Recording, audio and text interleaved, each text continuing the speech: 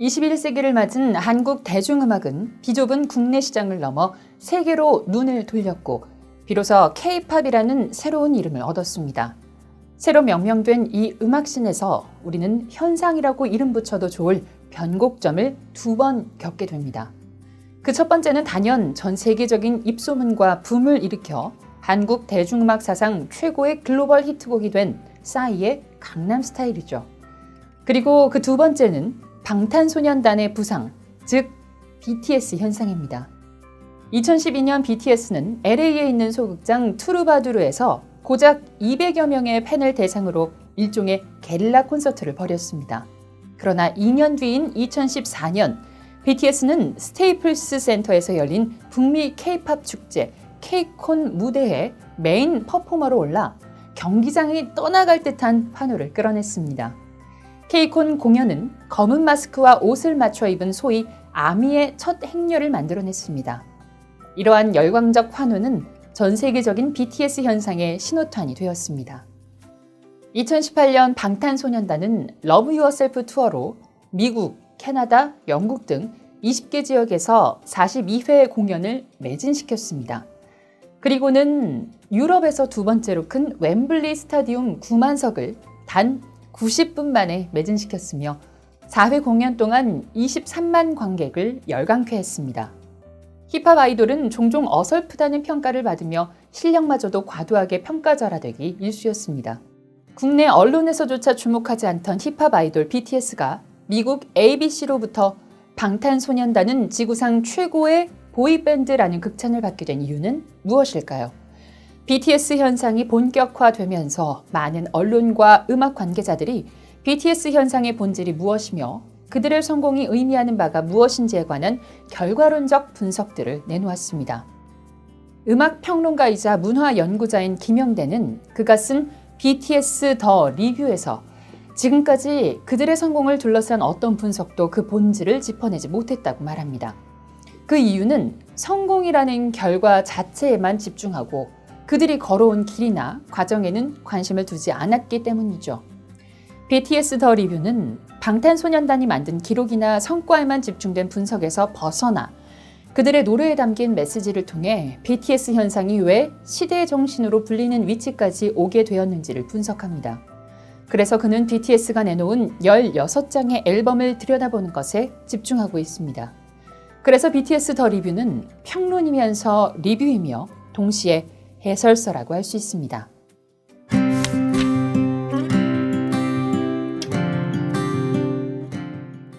BTS는 자신들의 위치에서 할 수 있는 것만 열심히 했습니다. 겸손하고 열정적이고 솔직한 그들의 모습은 언어와 문화가 다른 미국 팬들의 마음을 움직였습니다. 지나치게 세련되거나 준비된 매너 대신 부족하고 모난 모습 그대로를 보여주는 진정성 있는 신인 아이돌의 모습에 미국 팬들은 참신함을 느꼈습니다. 2013년에 발매된 싱글 앨범 Too Cool for School은 기량의 절대적 완성도를 떠나서 열정을 불태우는 모습 자체에서 매력을 찾을 수 있습니다. 도시적이고 세련미를 갖춘 아이돌 음악 사이에 대구, 광주 등의 지방색이 묻어나고 굳이 예쁜 단어로 치장하지 않는 진정성은 분명 BTS만의 것이라고 할 수 있습니다. 자신의 출신과 지역, 소위 변두리 정서를 감추지 않는다는 점은 BTS만이 내세운 진정성의 중요한 요소이며 미국 힙합 역사에서 끊임없이 강조되어 온 출신에 대한 한국식의 해석으로 평가할 수 있습니다. 자신들의 음악을 스스로 책임지고 자신들의 이야기를 솔직하게 담아내는 BTS의 탈 아이돌 방법론은 K-팝이 만들어진 부자연스러운 음악이라는 고정관념에서 맞설 수 있게 해주며 기존 K-팝이 갖지 못한 새로운 팬덤을 개척하게 해주었습니다. BTS 음악에 빠질 수 없는 특징 중 하나는 바로 그들이 현재 느끼는 심정을 가감없이 들려주는 일종의 자기 고백입니다.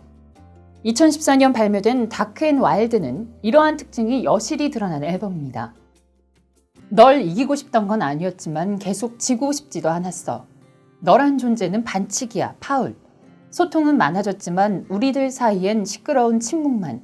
네가 죽을 만큼 밉지만 지금도 네 생각이 나는 걸 등의 가사는 어둡고 거친 자아를 표방하면서도 스스로 통제할 수 없는 사랑의 실상과 그 앞에서 뾰족한 해결책을 찾지 못한 채 혼란스러워하는 젊은이들의 나약함을 자기 고백으로 진솔하게 드러내고 있습니다.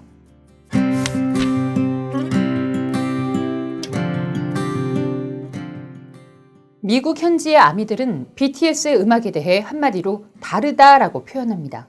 힙합을 포함한 미국의 음악과도 그들이 지금껏 접해온 K-팝과도 다른 느낌을 준다는 것이죠.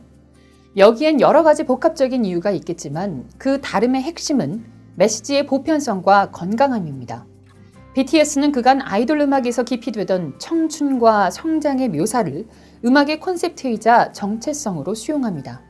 그리고 그 정체성을 심오한 메시지와 세련된 음악에 녹여낸 유일한 K-팝 그룹이라고 할 수 있습니다. 학교 3부작에 이은 화양연화 연작을 통해 구체화하기 시작한 BTS의 성장 묘사는 추상적인 콘셉트와 허구적인 세계관이 주류를 이룬 기존의 K-팝 아이돌 음악과는 분명히 달랐습니다. 또한 지나친 자기증명과 스웨그라고 불리는 마초적 허세의 묘사에 탐닉한 미국의 주류 힙합과도 달랐습니다.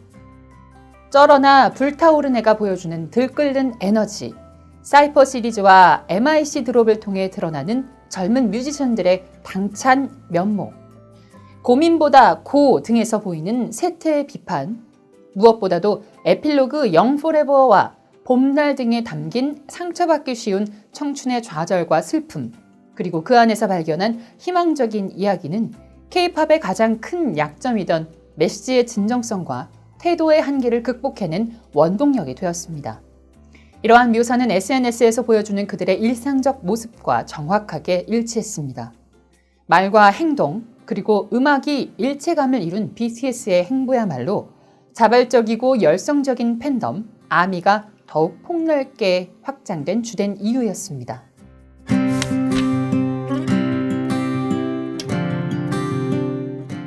불평과 비판 대신 격려와 위로를 전하는 것이 BTS의 메시지가 가진 핵심적인 매력입니다. 대개 동시대의 문제들을 꺼내면 쇠퇴에 대한 손쉬운 비판으로 빠지게 마련입니다. BTS는 그런 함정을 자연스럽게 피해갔습니다. 2016년에 발매된 정규 앨범 윙스는 데뷔 이래 가장 성숙한 변신이 시도된 앨범입니다. 윙스에 실린 곡들의 가사는 감정이 생겼어, 내가 됐어, 길을 잃는다는 건 그 길을 찾는 방법, 말해, 너는 강하다고 말해, 넌 충분하다고, 난 날 믿어, 내 등이 아픈 건 날개가 돋기 위함인걸 등과 같이 젊은이들을 향한 격려와 위로의 내용이 담겨 있습니다. 격려와 위로의 메시지는 2017년에 발매된 리패키지 앨범 You Never Walk Alone에서 보다 조밀하고 완전한 서사로 귀결됩니다. You Never Walk Alone에 실린 봄날은 아이돌의 팬덤을 넘어 다양한 연령대 팬들의 관심을 얻으며 BTS 현상이 새로운 국면으로 진입할 것임을 알려주는 신호가 되었습니다. 추운 겨울 끝을 지나라는 노랫말과 함께 흐르는 명징한 선율에서 느껴지는 향수와 애수는 모든 연령대를 아우르는 힘을 지니고 있습니다. 봄날은 결코 대중적이라고 말할 수 없는 곡이지만 역설적으로 그들의 이름을 대중에게 가장 폭넓게 각인시킨 곡이 되었습니다.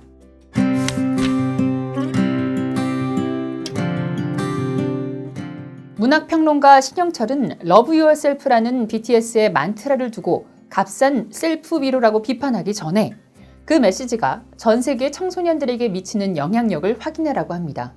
그와 함께 BTS의 만트라가 우리 세대 청소년들을 자기 혐오에서 끌어내고 그들의 영혼을 그야말로 방탄된 영혼으로 만들 수 있다면 얼마나 다행이겠냐고 말합니다.